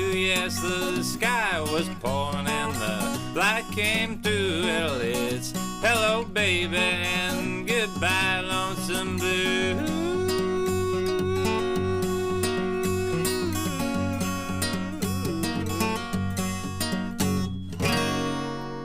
Oh, All right. Yeah. Little 50s rock and roll. yeah. Are you saying that wasn't yours? It was mine, Yeah, but okay. lots of 50s, early Yeah. 60s rock and roll. Yeah. I used to listen to Elvis and that type of thing. So, but yeah, that is one of mine. So, called we were So talk- Long Lonesome. We were talking a little earlier about the skiffle sound out of England, and it's kind of funny how I guess it's the genres, they just kind of wind up melding together and becoming almost, it's hard to separate Yeah. at times. Just subtle movements, Yeah. and all of a sudden it's a whole nother thing. Mm-hmm. Yeah. It's real cool how music Music transforms. Yeah. Transforms itself, transforms us. And you know what I love about music as well is that it brings people together as opposed to pushing people apart. Amen. And so it's one of the magic elements of music. Yeah. So you have something to send us home with, John? You know, I was thinking of doing an original. Seems like, some sort of love song at the end might be fun. Mm-hmm. And just the one I was thinking about didn't fit. It just didn't feel right after that. So I think I'm going to try John Hyatt's Have a Little Faith in Me. I love that song. And may I what's play interesting bass? is I don't know if it'll be, I mean, you can chase it. So the deal is, this is basically my wife and my song. Oh, yeah. And I tried real hard to figure it out on guitar, and of course John plays on piano, and then he transposed it and capoed way up, and so my daughter learned how to play the piano, and for one of our anniversaries my daughter and I worked together, and she helped me transpose it so that she could play piano, and I played it this way for Elizabeth, and so I will give it a shot. No, I'll hold off. I'll let you, because nothing worse than a bass player who doesn't know what the hell you're doing. I mean, it's really bad. Well, we've established though that you can play anything, so we'll practice and play it together another time. Okay.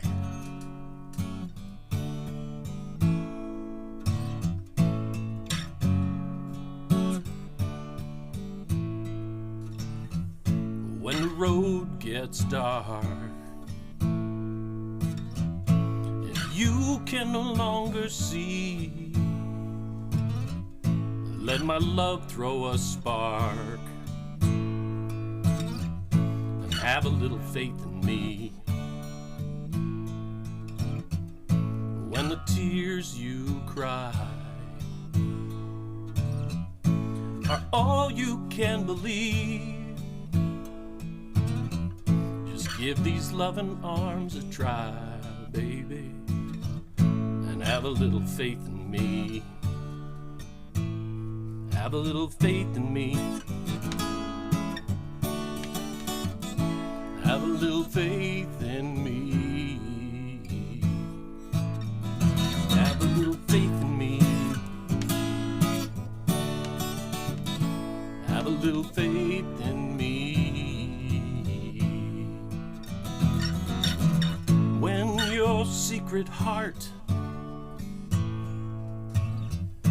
cannot speak so easily, come here, darling, from a whisper start, to have a little faith in me. When your back's against the wall, just turn around and you will see I will catch your fall. So have a little faith in me. Have a little faith in me. Have a little faith in me. Have a little faith in me. Have a little faith in me. I've been loving you for such a long time, girl, expecting nothing in return, just for you to have a little faith in me. You see, time is our friend, 'cause for us there is no end. All you gotta do is have a little faith in me. I'm gonna hold you up, I'll hold you up, your love. Give me strength enough, so have a little faith in me. Said, hey, all you gotta do for me, girl, is have a little faith in me. Hey, all you gotta do for me, girl, is have a little faith in me.